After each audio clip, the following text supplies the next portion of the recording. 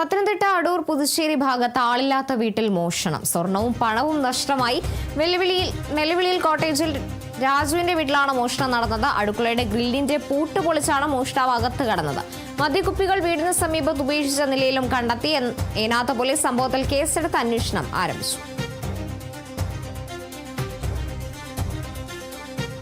എന്തായാലും പത്തനംതിട്ട അടൂർ പുതുശ്ശേരി ഭാഗത്താണ് ആളില്ലാത്ത വീട്ടിൽ മോഷണം നടന്നിരിക്കുന്നത്. സ്വർണവും പണവും അടക്കം നഷ്ടമായി എന്നാണ് ലഭിക്കുന്ന വിവരങ്ങൾ. നെല്ലുവിളിയിൽ കോട്ടേജിൽ രാജുവിന്റെ വീട്ടിലാണ് ഇത്തരത്തിൽ മോഷണം നടക്കുന്നത്. അടുക്കളയുടെ ഗ്രില്ലിന്റെ പൂട്ട് പൊളിച്ചാണ് മോഷ്ടാവ് അകത്ത് കടന്നിരിക്കുന്നത്. മദ്യക്കുപ്പികൾ വീടിന് സമീപത്ത് ഉപേക്ഷിച്ച നിലയിലും കണ്ടെത്തിയിട്ടുണ്ട്. എന്നാലും പോലീസ് സംഭവവുമായി ബന്ധപ്പെട്ട് കേസെടുത്ത് അന്വേഷണം ആരംഭിച്ചിട്ടുണ്ട്. ആളില്ലാത്ത വീട്ടിലാണ് ഇത്തരത്തിൽ മോഷണം നടന്നിരിക്കുന്നത്.